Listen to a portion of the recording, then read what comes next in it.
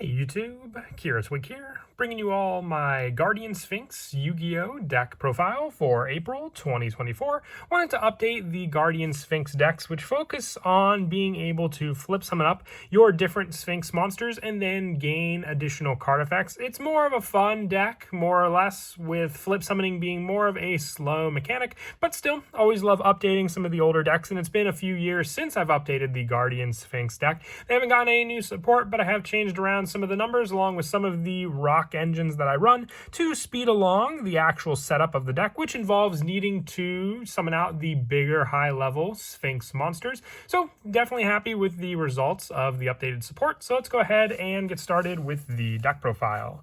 So to start off, we'll go ahead and start with our boss monster, which is Yugioh, Master of the Guard. It cannot be normal summon or set. It must be special summon, except by attributing one monster on your side of the field that includes Sphinx in its card name. While this card's face up on the field, each time an Earth monster is flip summoned, inflict 1,000 points of damage to your opponent's life points. So this comes in the form of your different Sphinx monsters that you run, being able to flip up the many different Sphinx monsters from their flip summon, giving you an additional burn damage, which you can just set up Yugioh on the field as a defensive monster, having 4,000 defense to work with, and then being able to make use of that added, defense as your guardian against your other monsters, and then having your other Sphinx monsters use their own card effects to either take away your opponent's resources or bounce back their other monsters. For those Sphinx monsters, running 3 copies of Pharaonic Guardian Sphinx. Once per turn, you can change this card to face down defense position. You can only use each effect of Pharaonic Guardian Sphinx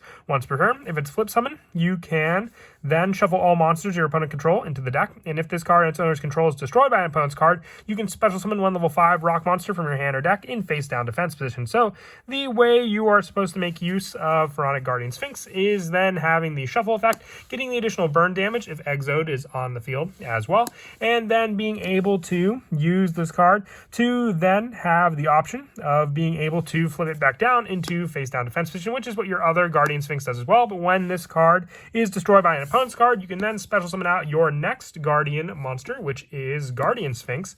Once per turn, you can change this card to face down defense position. When it's flip summon, return all monsters your opponent controls to the hand. So you have a bounce effect with this card and a shuffle effect with Pharaonic Guardian Sphinx. Both work very, very well together, being able just to summon out this card with your Pharaonic Guardian Sphinx, and you can summon it in the way it was intended to, having a pretty difficult defense to get around as well. But the main play here just comes into the fact that it is a level 5 monster, so a little easier to summon out than Pharaonic Guardian Sphinx. They are rock monsters, so we do have one monster in the deck. That makes it relatively easy just to make use of our multiple copies of the cards in the deck to summon out also. And then for some of the lower numbers for our Sphinx monsters, 2 copies of Cryo Sphinx. As long as this card remains face up on the field, with this card, when a monster is returned from the field to the owner's hand, the owner of the returned monster selects and sends one card from his or her hand to the graveyard. So when you use your Guardian Sphinx, returning your opponent's monster to the hand, and you have Cryo Sphinx on the field, they'll then in turn have to discard a card. So they get rid of a resource every time you flip. So you can in turn just make it so your opponent isn't really gaining much every time you flip one monster back to their hand, because if it's the only card in their hand, they'll have to send it to the graveyard. With our other Sphinx, and the last of the Sphinx lineup being 2 copies of Yugioh Sphinx. As long as it remains face up on your side of the field, your opponent cannot select a face down defense position monster as an attack target. This is where the setup with either this 2,400 attack point monster or our Yugioh on the field come into play, because then you have more of a defensive strategy where your opponent has to attack into Yugioh, as well as the option for Yugioh Sphinx for your summon. For more of the generic rock support to help with the deck, 3 copies of Karathin, the Hidden Gem of the Seafront.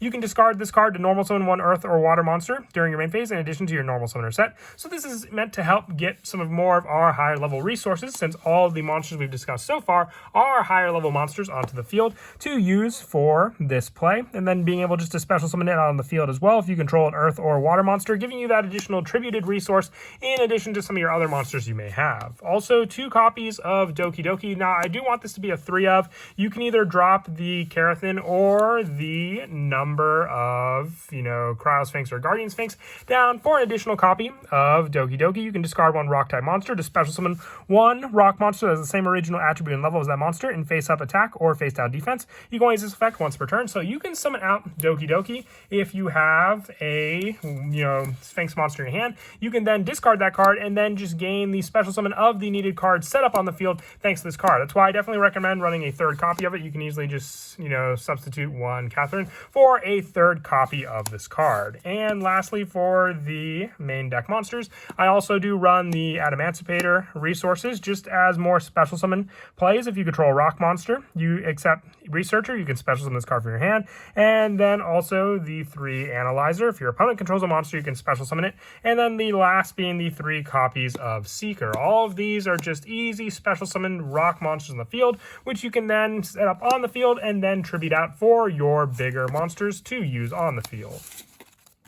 And then for the spells, running 3 copies of Adamantipator Signs. You target a rock monster in your graveyard, special summon it in defense position. So this can just get you your Sphinx monster from the graveyard. And then when it's on the field, you can use its once per turn effect to flip this card face down as well. And then if you special summon an Adamantipator monster, you could take a level 4 lower rock monster from your deck and place it on the top of the deck. Well, not as needed. It's just an easy special summon for all the different rock monsters we run in the deck. I also run 2 copies of Transmodify. Same play as before, with being able to work very, very well consistently with our rock monsters, especially since Hrakano Sphinx and Cryo Sphinx are both level 6 monsters. So if we're able to get our Guardian Sphinx out on the field, we can use the Tribute to get these 2 bigger monsters on the field, or even our level 4 Adamantipator Seeker to summon out Guardian Sphinx, since they're all rock, earth attribute monsters.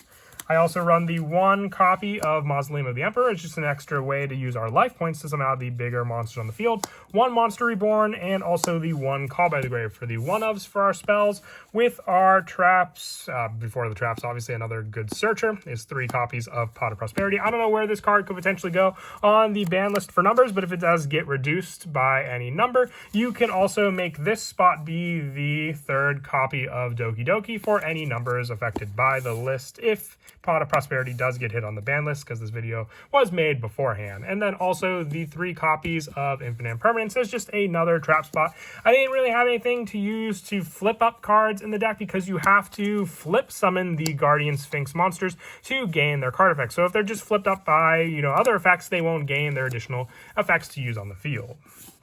And then for the extra deck, 2 copies of Mrs. Radiant, because we are running the Pot of Prosperity lineup. Same with 2 copies of IP Masquerena and 2 copies of Reprodocus. These are just more placeholders, because we don't really go into the extra deck as much, so they're just banish cost for the Pot of Prosperities that we run in the deck. 1 copy of Underclock Taker, along with 1 Barricade Board Blocker, 1 SP Little Knight, and the 1 Nightmare Cerberus for the rest of the Link 2 monsters.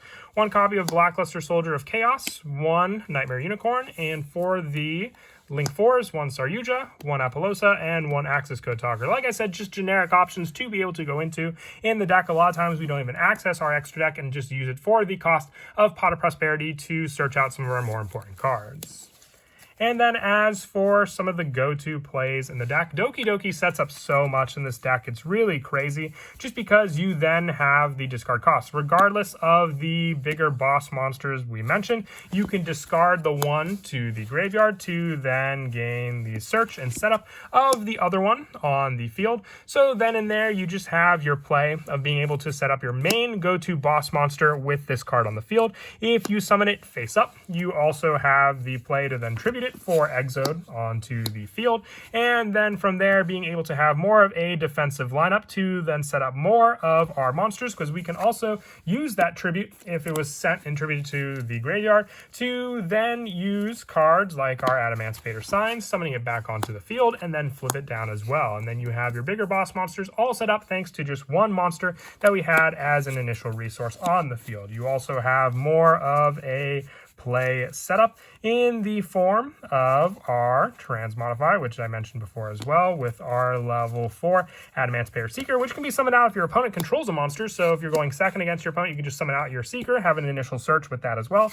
Then use your Transmodify to tribute the card, and then going 1 level higher, you can summon out your Guardian Sphinx onto the field, and then use its own effect to flip it face down also. But that is it for the deck profile. I hope you all enjoyed. Like I said, wanted to update this deck since it has been a while since I looked at the Guardian Sphinx as a whole, but still a very fun deck, and definitely do like the new engine that I run for the lineup as well. And as always, until next time, please don't forget to leave a like and subscribe, and Kira Twig out.